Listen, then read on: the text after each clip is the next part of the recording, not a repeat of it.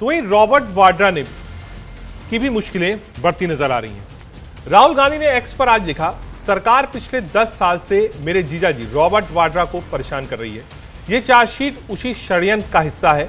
उन्होंने लिखा, मैं रॉबर्ट, प्रियंका और उनके बच्चों के साथ हूं क्योंकि उन्हें राजनीतिक रूप से प्रेरित बदनामी और उत्पीड़न झेलनी पड़ रही है।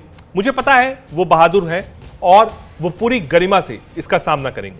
आखिर में सच्चाई की जीत होगी। राहुल का ये बयान उस वक्त आया जब इन्फोर्समेंट डायरेक्टरेट यानी कि ईडी ने गुरुग्राम लैंड डील केस से जुड़े मनी लॉन्ड्रिंग मामले में रॉबर्ट के खिलाफ चार्जशीट पेश की थी। यह पहली बार है जब किसी जांच एजेंसी ने वाड्रा के खिलाफ किसी आपराधिक मामले में चार्जशीट दायर की। वाड्रा के अलावा इस चार्जशीट में कई अन्य लोगों के साथ कंपनियों के नाम भी शामिल है। ईडी भी शामिल है। ईडी ने 16 जुलाई को कहा 37.64 करोड़ रुपए की संपत्ति भी अटैच की है। कांग्रेस ने इसे डराने की कोशिश बताया है। बता दें, फरवरी 2008 में रॉबर्ट वाड्रा की कंपनी स्काईलाइट हॉस्पिटैलिटी ने ओंकारेश्वर प्रॉपर्टीज से गुरुग्राम के शिकोहापुर गांव में 3.5 एकड़ जमीन 7.5 करोड़ रुपए में खरीदी। इस समय हरियाणा में कांग्रेस की सरकार थी और भूपेंद्र सिंह हुड्डा मुख्यमंत्री थे। जमीन खरीदने के करीब 1 महीने बाद हुड्डा सरकार ने वाड्रा की कंपनी स्काईलाइट हॉस्पिटैलिटी को 2.7 एकड़ जमीन पर आवासीय परियोजना विकसित करने की परमिशन दे दी। आवासीय परियोजना का लाइसेंस मिलने के बाद जमीन के दाम बढ़ जाते हैं। इसके करीब 2 महीने बाद ही जून 2008 में स्काईलाइट ने यह जमीन 58 करोड़ रुपए में डीएलएफ को बेच दी। वाड्रा की कंपनी को करीब 4 महीने में ही 700% से ज्यादा का मुनाफा होता है।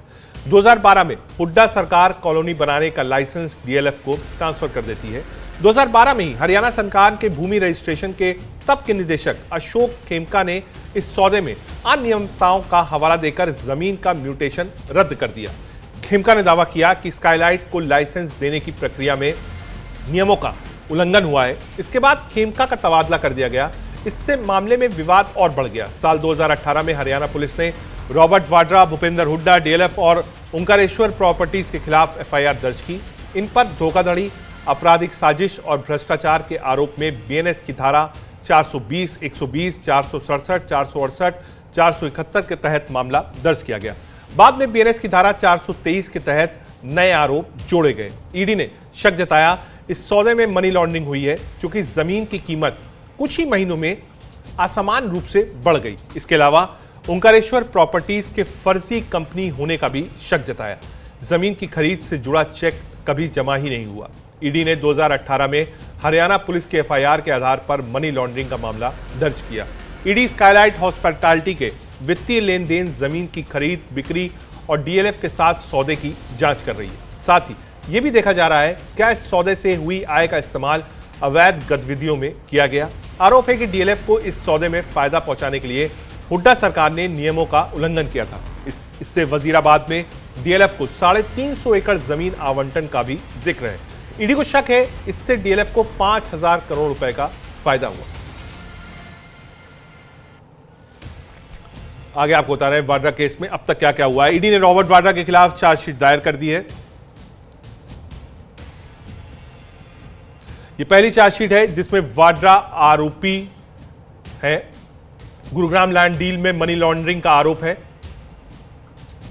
मामले पर राहुल गांधी ने बयान आगे रखा है। सरकार 10 साल से रॉबर्ट वाड्रा को परेशान कर रही है। यह चार्जशीट बदले की राजनीति में है। मैं रॉबर्ट, प्रियंका और उनके बच्चों के साथ हूं। क्या है गुरुग्राम लैंड डील मामला? 2008 में वाड्रा की कंपनी स्काईलाइट हॉस्पिटैलिटी ने ओंकारेश्वर प्रॉपर्टीज से ये जमीन खरीदी थी। ये पूरा मामला है और लगातार